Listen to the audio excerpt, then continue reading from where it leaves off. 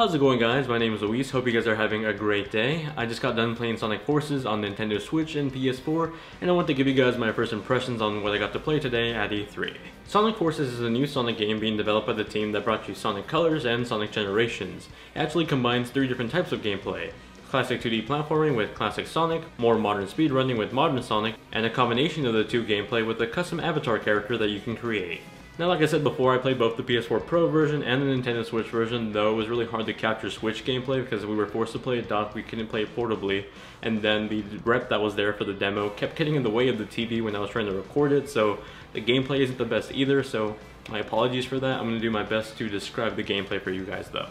When playing the modern Sonic stages, gameplay was very similar to Sonic Generations and even had some elements of Sonic Colors. For example, you can collect Wisp in this game to help increase your boost gauge at the bottom left of the screen. I had to play the City Destruction stage where modern Sonic was trying to meet up with Shadow. The controls were very similar to Sonic Generations, although this time the homing attack and the jump button were the same button. If I recall correctly, Generations had them separate buttons before. This level in particular also had a lot of destructive elements to it and things happening in the background that were really eye-catching.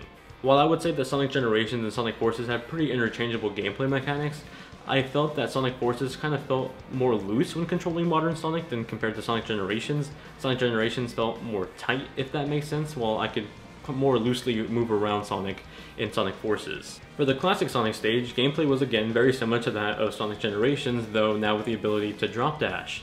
The level I played was a boss fight rather than a normal stage though. In this stage we fought against a very familiar looking boss, Eggman, but in a similar style of the original boss in Sonic the Hedgehog, but this time with the Chain Blade. After defeating this very familiar boss, you're actually jumped into a second phase of the boss fight, this time with the Egg Dragoon. You may recognize the boss fight from actually Sonic Unleashed, and now it's brought back into Sonic Forces, kind of a nice little touch there to reminisce about the past. In this boss phase, Eggman is actually trying to fire you down with some guns while also throwing rocks at you that you can reflect and do damage back to him. That's essentially how this boss entirely works. Overall, both modern and classic Sonic felt like very familiar experiences, not so much something revolutionary, but more of the same gameplay from Generations. And as someone that really enjoyed Sonic Generations, I'm pretty happy that Sonic Team stayed with that formula because they love constantly changing the gameplay, and instead of just perfecting it, just changing it and adding some new feature. And this one felt like they're pretty much trying to perfect it to some extent. Now, the one new major addition to Sonic Forces is the addition of a new custom avatar character. Here you can create your own little Sonic character with their own little Wisp on item.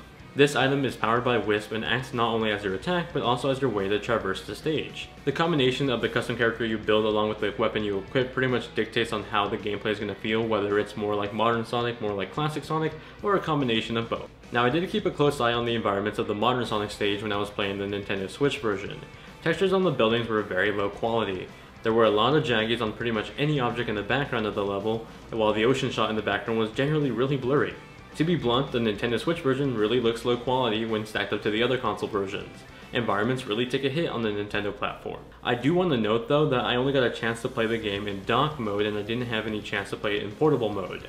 When playing in dock mode, it seemed like the game was running at 720p 60, though it's hard to tell because usually demo stations from Nintendo are very weirdly set up with their monitors, so it's always hard to tell.